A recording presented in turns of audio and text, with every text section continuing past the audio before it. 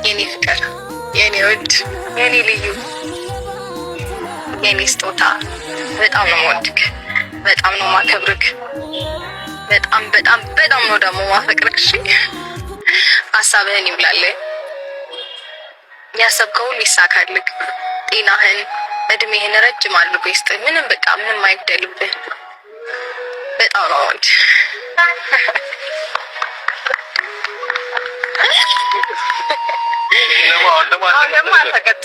እኔ ግን ያው ብዙ ጊዜ ይሄንን ያዙ አይሰማም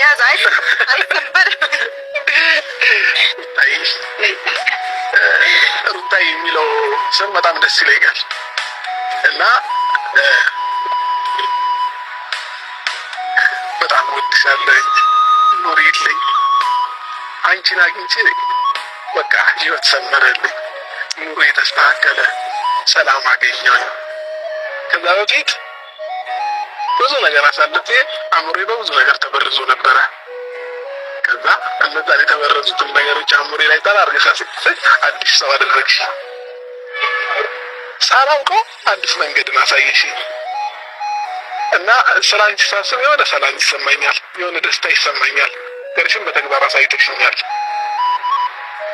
በጣም በጣም እወድሻለሁ። ኑሪልኝ። ነገ ላይ ደግሞ ቆንጆ የልጆችሽ አባት መሆን እፈልጋለሁ።